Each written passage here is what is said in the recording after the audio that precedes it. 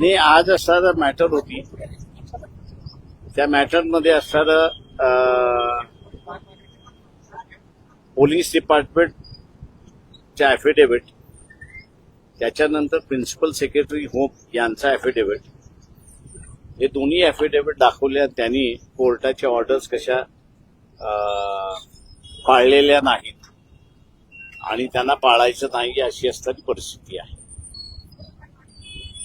तेव्हा आमच्याकडून असणारं जे झालं त्या दोन गोष्टी झाल्या. एक तर 196 PNSS आहे, तो मॅजिस्ट्रेटनी एकदा चौकशी केली कस्टोडियल डेथमध्ये की अननॅचरल डेथ आहे, म्हणजे अनैसर्गिक मृत्यू आहे, तर पुढे काय करायचं याच्या संदर्भात कायदा सायलंट आहे. केंद्राने सुद्धा त्याच्यात दुरुस्ती केलेली नाही आणि महाराष्ट्र शासनाने सुद्धा दुरुस्ती केलेली नाही. तेव्हा कोर्टाला आम्ही असताना म्हणालो की आपण ज्यांना बोलवतोय त्यांना पॉलिसी निर्णय करण्याचा अधिकार नाही, तर जी काही पॉलिसी केल्या जाते ती पॉलिसी अंमलबजावणी करण्याचा त्यांना अधिकार आहे.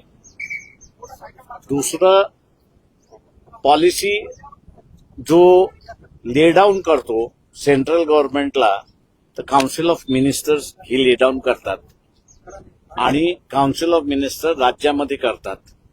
त्याच्यामुळे हा प्रश्न निकालीच काढायचा असेल तर दोन जणच निकाली काढू शकतात. एक तर कोर्ट स्वतःहून कायद्यामधल्या ज्या त्रुटी आहेत त्या भरून काढू शकतात, त्यांना लेजिस्लेटिव्ह अधिकार आहे अशी परिस्थिती आहे.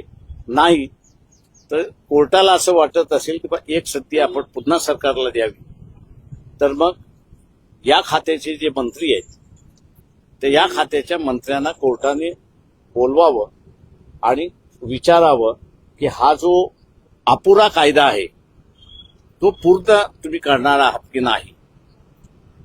इथपर्यंत झालं आणि हे मॅटर उद्या सकाळी पहिलंच कोर्टाने हिअरिंगसाठी ठेवलेलं आहे. उद्या काय होतं ते आपण बघू.